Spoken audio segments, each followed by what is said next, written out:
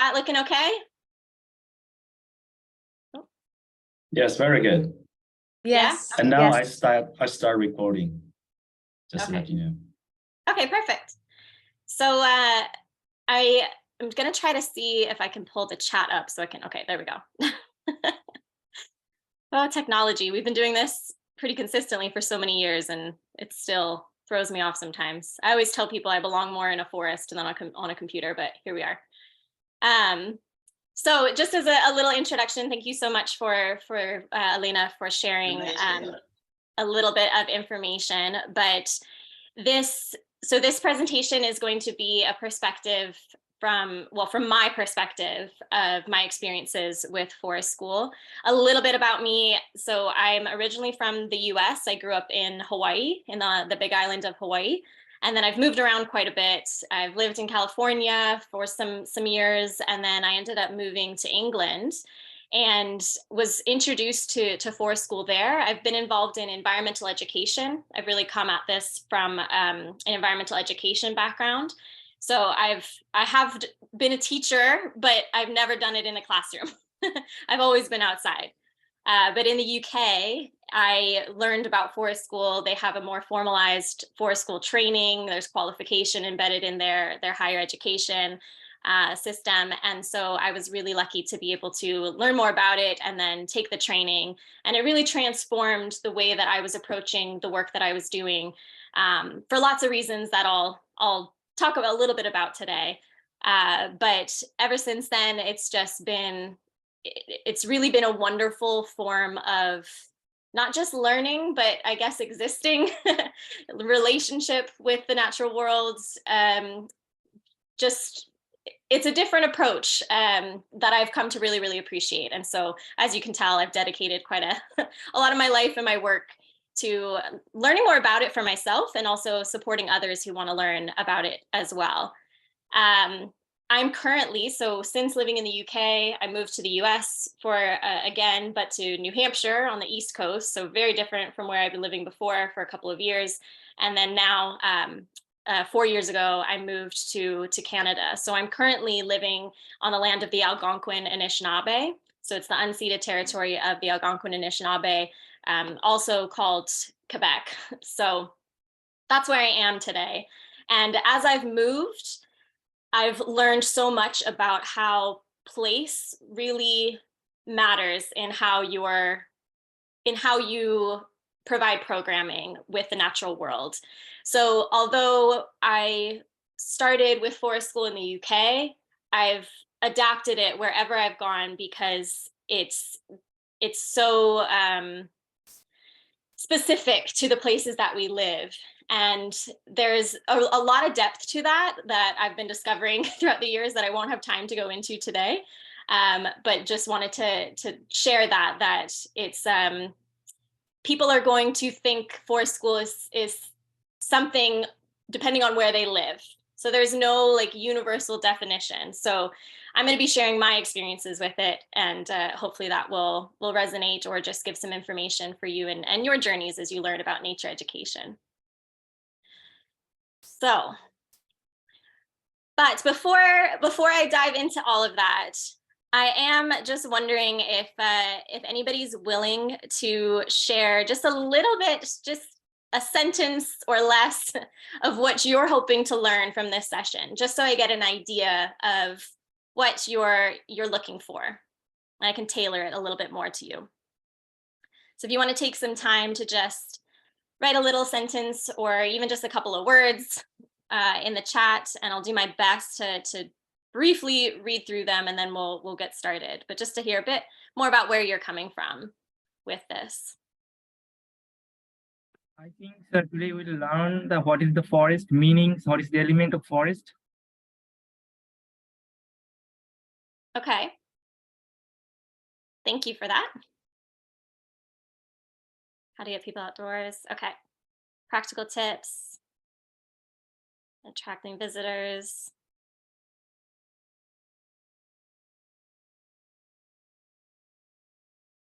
Fantastic. So really broad interest here. Different age groups, yeah, we're going to definitely talk about age groups, and then the convincing families that comes up a lot. A lot of this work is actually advocacy. And so I'll share some more information about that as well. Okay, so integrating it into other areas of learning.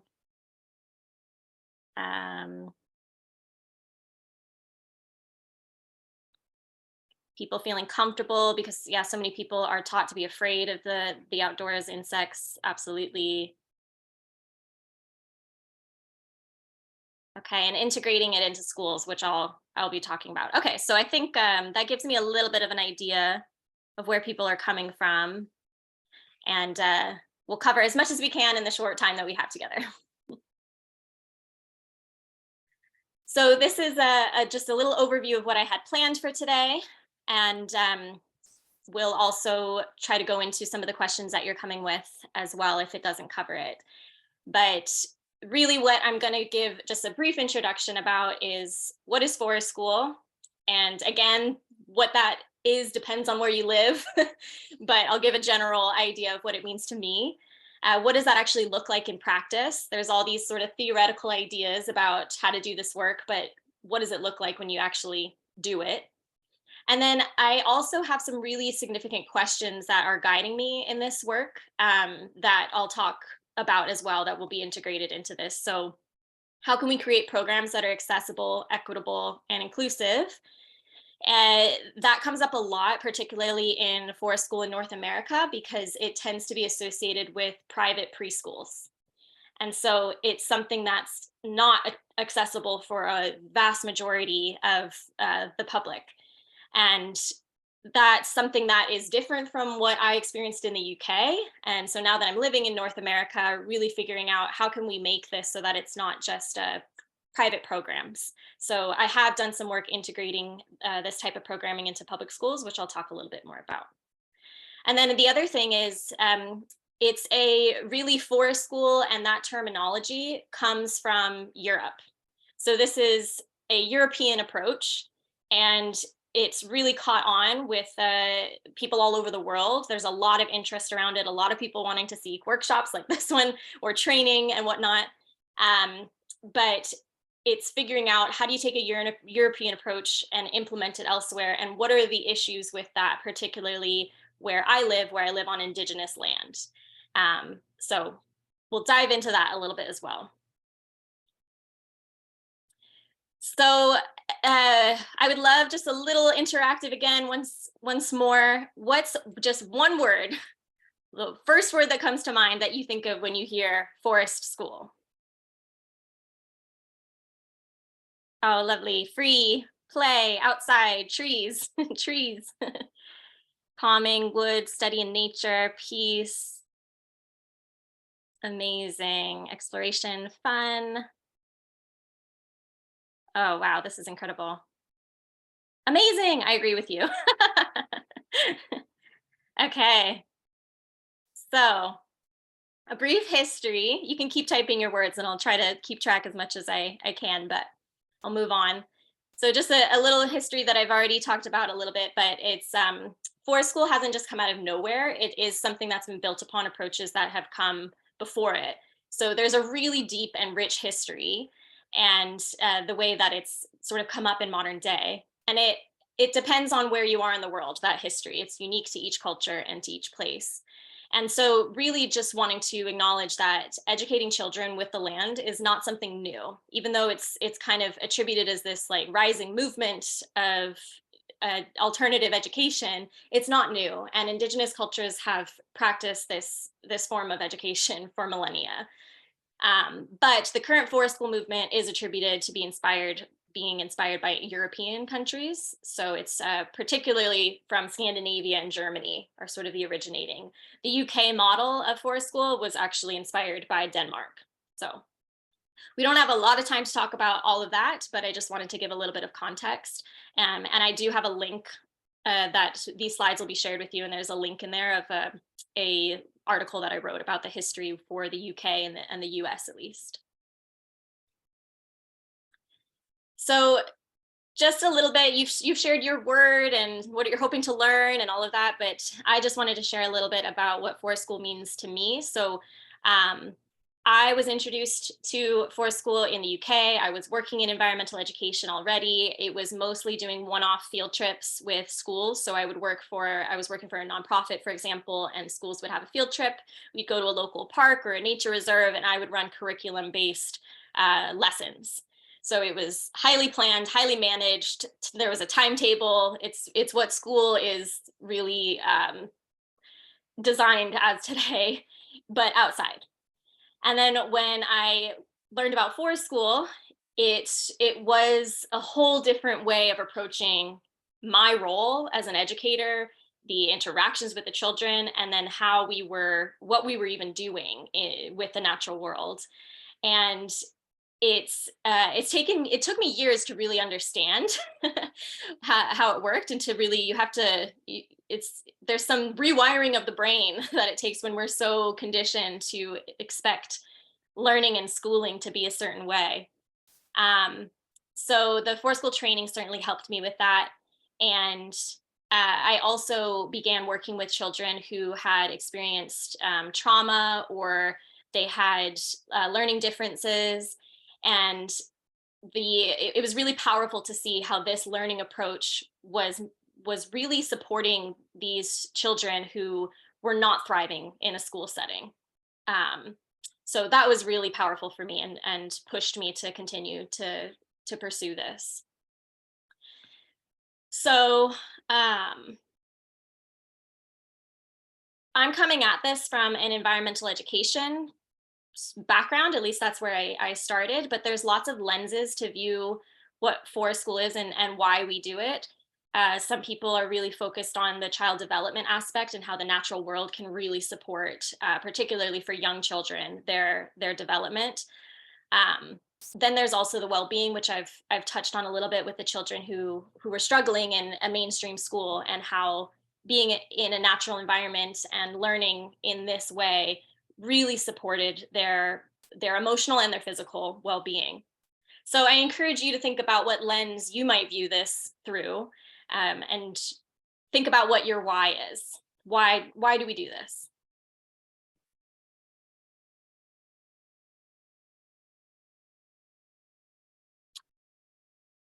So now this definition, like I said, it's a definition that I have come to with my work, and some people will say that it might be different according to them. But in general, there's some consistency, no matter where you are in what this approach is. And so it's often described as an ethos. So it's an ethos or a philosophy or an approach that is more than going outdoors as a place for learning. So the characteristics that are included are, it's a connecting to place. And so that includes being outdoors on a regular and repeated basis. So that's a big element of this, the regular and repeated basis. It's learner-centered experiences. So really coming from the passions and the interests of the learners who are part of the programming.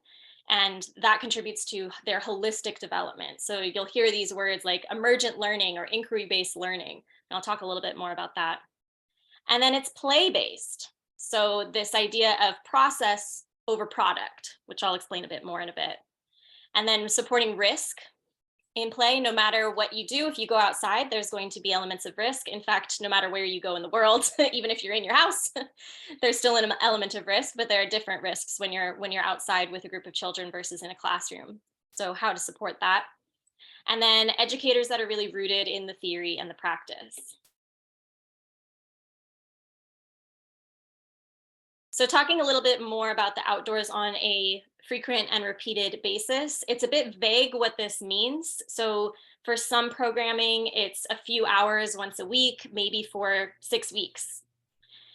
For others, it's all day, every day, like a forest preschool, for example, where it's Monday through Friday, the kids are dropped off and they may attend that year round for several years. The same location makes a big difference in this work. So the reason why is because we're really building relationships with each other, with the place, And for me, I'm just going to run you through a little definition of how I think of relationships and what's required to build really strong relationships. And there's three things for me, which is time. And in this sense, it's to immerse in this deep play. If you only have short periods of time, you can't get into the depth of play that really is so impactful. And then proximity. So you're really next to, you're experiencing with the natural world. When you're going out over and over and over, you're experiencing the changes and you're part of it. So that being next to in proximity is so important. And then the reciprocity, you're not just observing, you're not just witnessing, you're actually engaging with the natural world, and there's a give and a take. We have an impact on the environment when no matter what we do, no matter where we are, and it also provides for us. And so how can we create that reciprocity in a way that benefits both? So I just wanted to say or talk about a quick story that was a really incredible experience with a group of children that I think demonstrates that regular and repeated piece really well. There was a group of kindergartners. This is when I lived in New Hampshire. I partnered with a public school, and they had 3 kindergarten classes, and there was we were taking them out for forest days or forest mornings once a week.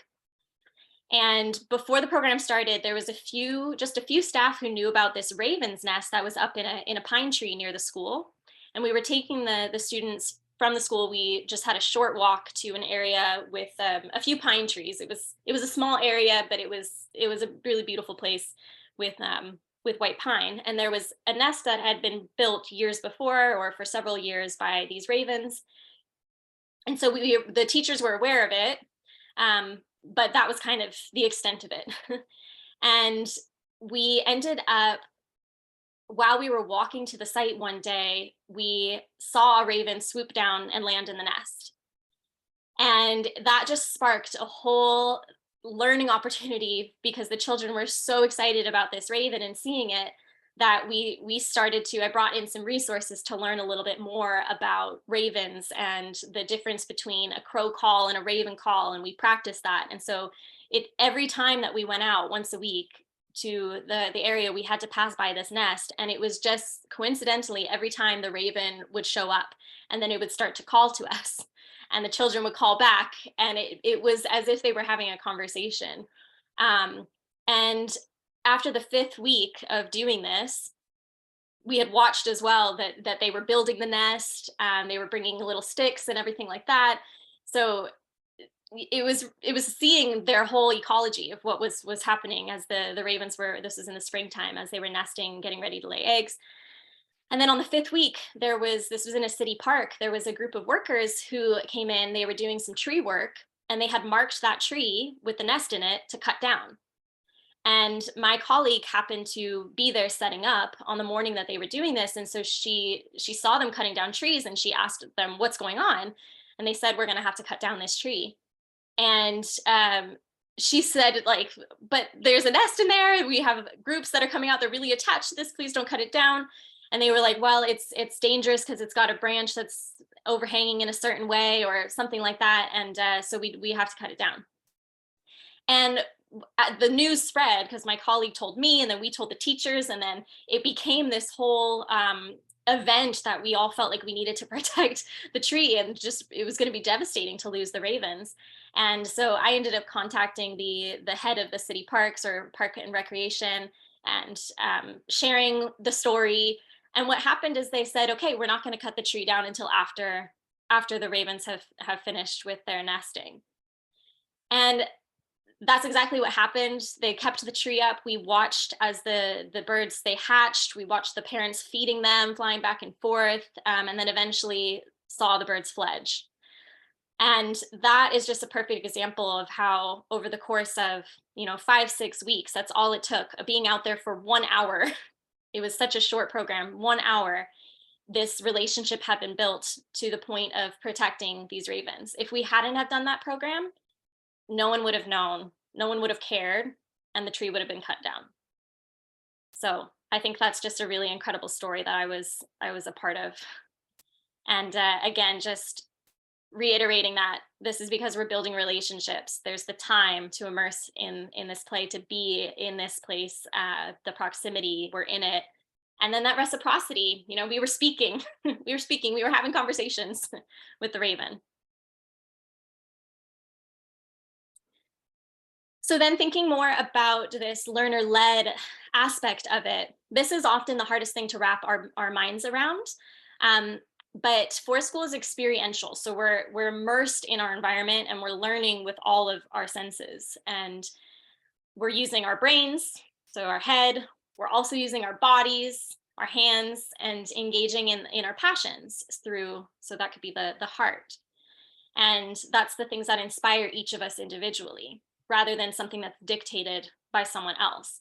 So what we learn in forest school is really coming from, in my case, the children. It doesn't have to be just children. Forest school is done with all ages, but it's coming from their interests, what is really sparking their curiosity. So as an example, this same program that we ran at the public school with the Ravens, we were working with 3 different kindergarten classes, and we were taking each class at a different time. So they each had a different day, but we were going to the same location.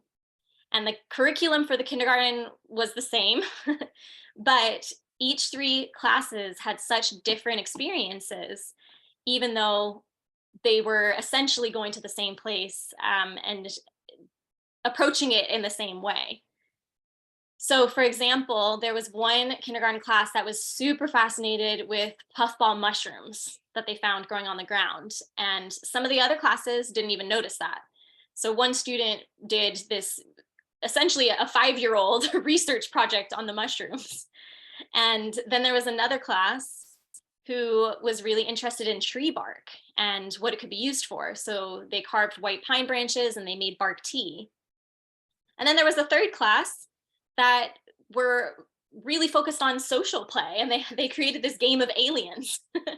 And it was this fascinating interaction to watch them as they played together in a totally different way than they did in the classroom. That was fascinating to the teachers. So all of this emerged from the same site that we visited each week. And then we've also found, or I found that the outdoors and the place-based aspect is really, really enhanced by storytelling. Storytelling is such an ancient aspect of all of our cultures, no matter where we live in the world. And being outdoors with children, it naturally lends itself to various different forms of storytelling, and it's become something that's really integral in my work. And really finding that the creating or the adapting of stories to the places where we are and to the students that I'm working with is a really impactful way of both sharing information as well as cultivating empathy and teaching stewardship as well. So the outdoor spaces provide so many opportunities to explore the world, to learn about ourselves and each other, and stories really embrace this experience, and they add an incredibly rich layer to the play and the exploration and the connections, and help to tie it all together. So the next aspect that I'll touch on is this play-based, which is a tricky concept, even though it sounds so simple, a tricky concept to understand. We often think of anything that involves, games or fun is play, but there's a lot more to it. So thinking about learner-led, I think of it as also play, which makes forest school play-based. So play could be considered a process. There isn't really a preconceived outcome to play. So there's a definition in England that I often refer to, that it consists of 3 things. Play is freely chosen, it's personally directed, and it's intrinsically motivated. So those 3 things are essential for it to be considered play. And more recently, there was actually a research study that interviewed children on their definition of play, and it matched with these 3 things, which is really incredible. So in a world of structured education, this can seem really contradictory that we're inviting play into a space where there's meant to be learning, and we have a set of standards or curriculum or desired objectives and outcomes for them to learn. So that would be the products, whereas the play is the process. So my question for you is, personally, which of the following diagrams do you feel best describes the relationship between play and learning? And there's not a wrong answer. This is a personal philosophy. Do you think play and learning are separate? That's choice A. Do you think that there's some overlap in play and learning, but there are differences? Or is play the same thing as learning? So you can go ahead and type a letter that resonates with you in the chat, and they're coming in quick. Lots of B's and C's. Yeah, I don't think I've seen an A yet, but could be A too. Okay, there it comes. B and C for the young age, C. Okay, so there's maybe some difference between age groups. All right, fantastic.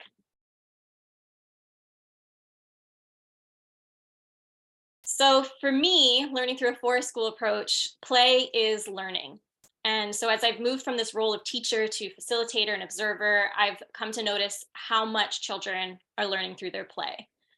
And in particular, how the play contributes to the social and the emotional learning.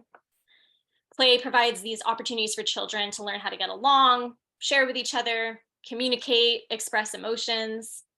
And this notion of play, which was actually talked about in the chat, is widely accepted. So the notion of play overlapping with learning is more widely accepted in early childhood. But my question is, can this notion be accepted for all ages? It's a really difficult thing for a lot of people to consider, especially during school time, having older children or even adults go outside and play, and for that to be acceptable, an acceptable use of time. But I noticed there was an after school program that I ran once that was for an entire school, kindergarten through 8th grade. It was offered for everybody, but only younger children were being signed up. And so I ended up creating this role of youth assistants for the middle schoolers to encourage them to come and join the program, that they would have more responsibility, that it would be sort of work experience and volunteer experience. And they did help and they did assist us, but we also allowed them the time to play, and they did. So through that, they learned all sorts of skills, including how to be leaders and mentors for the young children. So I encourage that way of viewing play as broader than just early childhood. And for us too. So there's no denying that there are definitely risks when you go outdoors with children, but I always like to remind people there's risks in so many things that we do daily, including driving cars.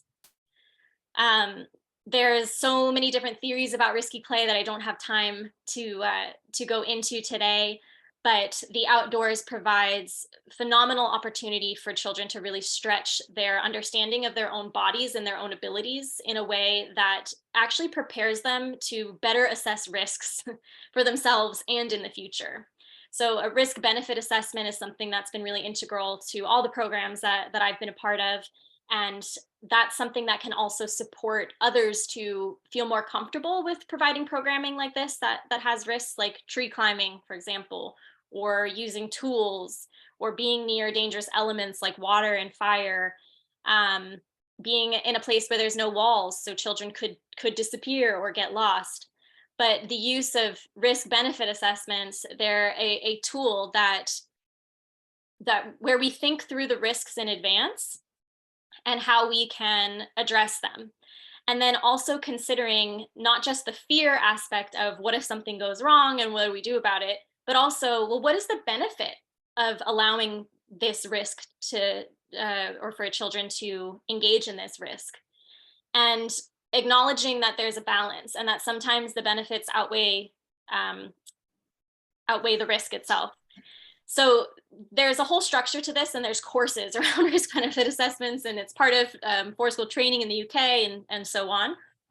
So I can't really, this is as far as I can take it today, but it's a really fantastic tool for us to consider. Okay, there are going to be risks. There are certain things that we can manage. We can't manage everything, but there are some things we can manage to make the level of risk appropriate for the child's development in a way that it will actually benefit them. And then this idea, educators rooted in theory and practice. In the UK, for example, if you wanted to start a forest school or you wanted to run a forest school program, the general consensus in the community there is you need a level 3 forest school leader qualification. If you don't have that, you can't call it forest school. Now, in other places, like in the US where I've lived and in Canada, there is no formally recognized qualification like that. So it's not possible for everybody to have that. And so it's the way to offer programming, it's just going to be different. So, but the essential aspect of it is understanding your role as what many would call a teacher. I have struggled to call myself that because it's really different than being a teacher, where you've got the preconceived idea of what you want the children to learn, and you design a curriculum or a lesson plan for them to then learn that. You're really coming in as an observer, as a co-learner, as a play companion, a storyteller. You provide springboards, and so you're really there to support without forcing the actual outcome. That can be hard for a lot of us to release that control, but it's a huge part of this work. So just acknowledging that the training aspect, having a qualification, can be it is really beneficial, but not everyone can access that. And I have amazing colleagues who they've come at this work more from being mentored by other people rather than doing a formal qualification, and they're doing a great job. So coming to this accessible, equitable, inclusive piece, just running through a little bit of the ways that we can think more deeply about that and really center it in the work.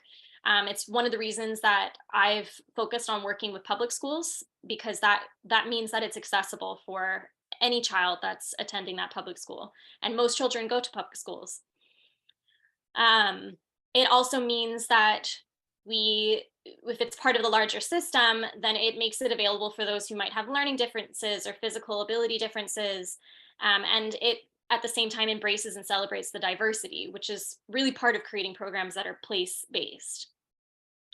So there's just a few little resources and things linked in here for thinking more deeply about these aspects.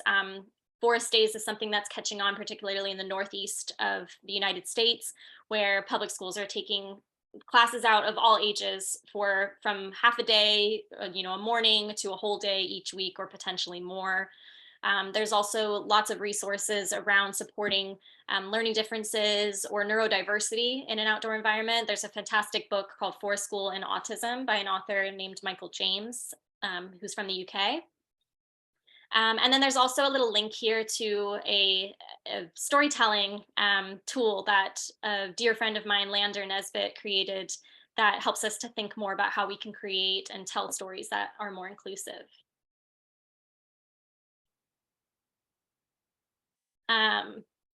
So the access piece, another way, a lot of people think, okay, it's forest school, so you have to find a forest and you have to transport people to a forest, particularly if you're living in a city. That can seem really far-fetched or unattainable. But really thinking about what are the natural spaces in the places that we live, the nearby nature, or what I call our natural neighbors. So schoolyards or gardens or local parks that we might be able to do this programming in and build relationships with places like that. And even regenerate. So if there isn't access to a garden or something like that, can we create that? can we help to revive the land in and around the places that we live, so that we invite more biodiversity into it, and then can build that relationship as well. And then there's also really creative ways that we can integrate this work into standards and curriculum, to break down the barriers, because I know that teachers in schools are under immense pressure to deliver particular outcomes. And so how do we mesh these two approaches together? It comes with challenges, but there's creative ways to move through that as well. And then this is a resource, or a little glimpse of a resource that, again, my colleague Lander and I, we wrote as we were designing our programs, in a North American context. And this applies elsewhere as well, but particularly here, just learning about what is our role with reconciliation with Indigenous people. We're running programs where we're really seeking to connect people to the land. And there's an immense history and depth, and just so many stories that have been shamed or hidden. And so making sure that we're acknowledging that there's so much more than, particularly as for me, who my ancestry is European. There's so much more that is part of that land than when my ancestors arrived. And so how do we do this in a really respectful way to the people who have lived there for millennia? And so this resource was actually created in collaboration with an Indigenous man on the Vermont Commission for Native American Affairs, for the Elnu Abenaki tribe. And it's kind of an exploration of the questions that we're asking, the things that we're learning, and some of the small steps that we can start to take towards reconciliation with these programming.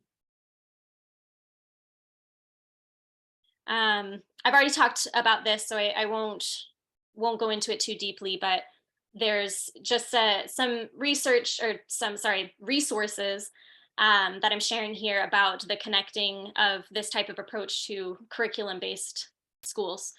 So we were accountable for this kindergarten program that I've mentioned before with fulfilling national education standards. And we were able to do that through letting the play happen, observing, documenting it, and then connecting it to the standards. So there's a link to a template that we utilized for that purpose. And then I also just want to acknowledge that we often focus on doing this work for children, or for the learners, or for the students. And considering that, it's also really impactful on us as educators. And this was an incredible quote by one of those kindergarten teachers who we worked with, who was just sharing the impact that it had on her. So quickly, I'll just read it. It says, "Today was my favorite day in the forest so far. Something about the spring equinox, full moon, almost losing our poor raven's nest, the magic of the ice. Through my work with you, I've felt my connection deepening each week. What a gift to be able to observe my children deepen their connection too. The children are really feeling ownership and kinship to this outdoor space. I mean it when I say this is the best learning experience I've had in my career." So that was really amazing to receive that feedback from the teacher, and for it to have had such an impact on her. And then I'm just sharing here some of the outcomes when you are really committed to having to fulfill standards or curriculum. These are the outcomes that have actually been demonstrated through a four-school approach in research. So the promoting of healthy development, it enhances the opportunities for free play when you're in an outdoor environment, and it inspires creativity. It encourages children to take appropriate risks, to learn risk assessment and self-regulation. The social skills piece is a huge aspect of this. And then that nurturing of a connection to the natural world. So we're coming to an end of the presentation, and we'll focus on some questions, but I wonder, I didn't share with you at the beginning what my one word was when I hear forest school. I loved hearing about all of yours. And I've actually left in here, I presented this with a colleague back in 2019, and we both had a word and they were very similar.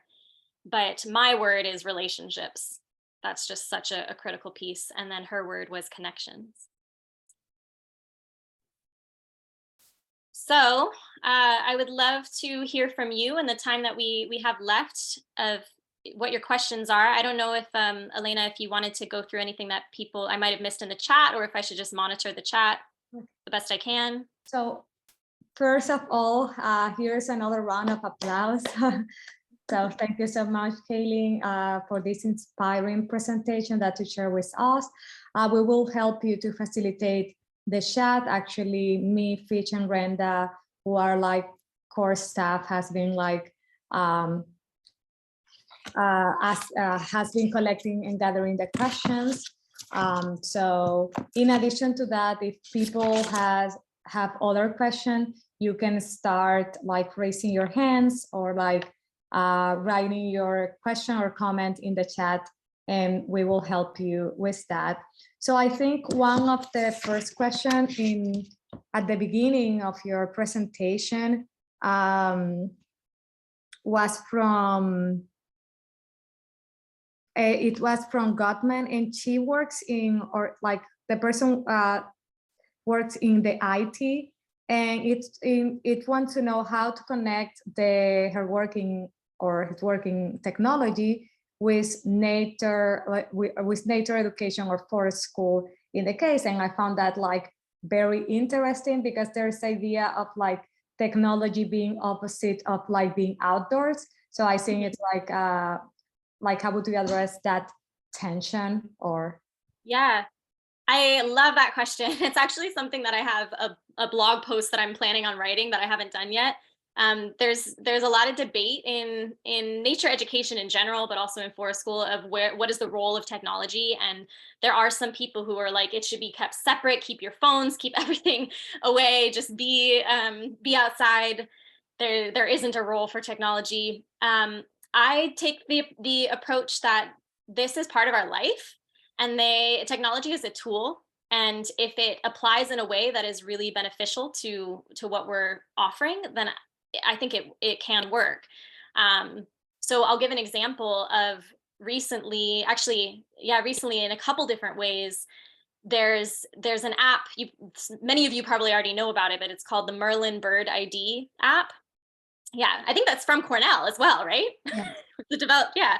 So that app is just an incredible resource with finding out more information about birds, identifying it, and then particularly the sound ID, that feature that came out. We use that so often with the children, and that means having our phone out and using it, and allowing them to scroll through it and look at the birds. And we all have learned so much as a result of using that app while we're outside. Another example is we've been working on mapping our forest school area. And so I've been using the GPS just through Google Maps on my phone, and the children help me when we find one of the places I turn my location settings on, and when we go to a place that's significant to us, so there's a place where they love to build their forts. And so we'll pin it, we'll put a pin in, and then we printed the map after so that we could see all the pins on it. I also used a trail, I forget what I think it's called, All Trails. None of this is sponsored, by the way. But All Trails is an app that tracks your path as you're hiking. And so we've been using those things to create a large map of our play area, the places where we explore, the places that we're deeply connected to. So that's just an example of some things that I've done with utilizing technology. I think it's good to remind ourselves that at some point, everything that we used to help us was the modern technology at the time. Fire is the technology. So yeah, this is what we have today. Use it in a way that is enhancing that connection. Thank you so much. We have a question from Stephanie. She's asking, like, how do you manage planning time? And I know you talk about process versus product and like play equaling learning. But there's always this tension about like planning and programming. So I think it's very interesting to expand a little bit on that. And she's particularly asking, like, for example, like you talk about the experience of like children's and the birds, and you know that wasn't planned, but actually you crafted the planning after that, you know, seeing children's interested in that over and over. So like, how do you manage that as an instructor? And yeah, basically. Yeah, question. absolutely. Yeah, that there's sometimes people assume, especially like outside of education, so parents maybe or community members, when they observe this type of programming, they think, oh, the adult isn't doing anything. And that is so far from the truth. It's just harder to notice, because our role is really, really concentrated observation and then finding ways to support the interests of the children. And so the way that I approach planning is I have a standard, like there's a routine. We have a routine every single time that we go out. So that could be, we start with a morning circle where we check in with each other. Maybe I tell a story. We go for a wander in the morning. I'm really lucky in the program that I have right now that we have quite a big space that we can go basically on hikes, which I know is not available to everybody, but that's what we do. We come back, have lunch, and then it's free play, games maybe in the afternoon, and then we have our closing circle. So that remains the same.